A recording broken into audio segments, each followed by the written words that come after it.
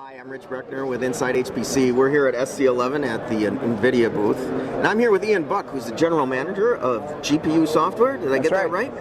All right, so I heard that Cuda is 5 years old. Is that true? Yeah, about 5 years ago at this conference, I went to a small ante-room about GPU computing, or GPU. We launched our first GPU compute-enabled processor, the GeForce 8800, along with it, the Cuda software, the C on GPUs. Ever since then, I think we're up to 9 Cuda software releases at this point. 5 years later, we're just about to release Cuda 4.1. So it's been a wild ride. I'm glad to be back at Supercomputer. Awesome. I lost my question. Is it OpenACC the new thing? That's right. Okay. So here we go on that. So I just read about OpenACC. Why do you need that you're supporting that when you have Cuda? Well, we're reaching a new milestone in the adoption of GPU computing. And we're going from some of our early adopters, our more enthusiasts, or who helped bring the initial major science software to GPUs, to branching out to the entire ecosystem of mathematicians, mechanical engineers, and people who use simulation as their science, but may be less familiar with computer architecture or parallel programming.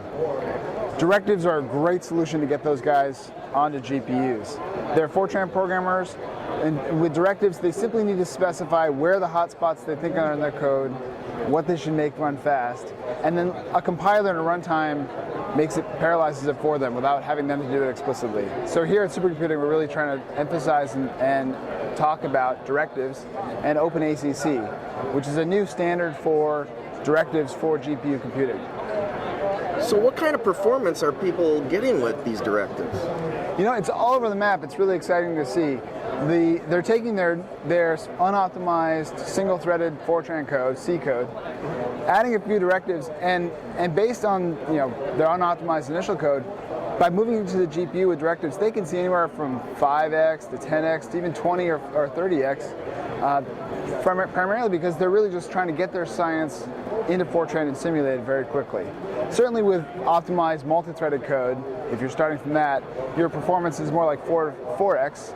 But here, I think in general for productivity, it's a great way for just general scientists to get stuff on the GPU. Well, I was going to ask you about that. Who's going to use directives? We're seeing it across the board. Just academic researchers, people like marine scientists who are simulating life cycles in the ocean. You have their own mathematical models that they've coded up, and they're just simply adding those two directives. We have a series of stories in oil and gas, marine biology, oil exploration. It's across the board.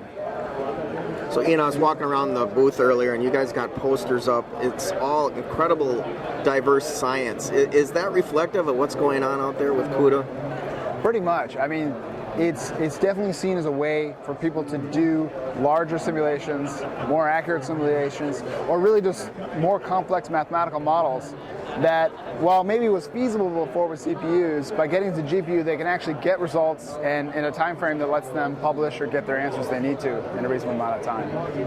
So what's the favorite part of your job? I love hearing about people and like the stuff that they've done with Cuda and enabled it, and they surprise me every day. I had a researcher come to me and said, I didn't even know C before I learned about GPUs. When I learned about GPU computing, I actually learned C to program in Cuda. So finding that kind of passion, that excitement is thrilling, and I think I made that guy's PhD thesis. So got some really fun users.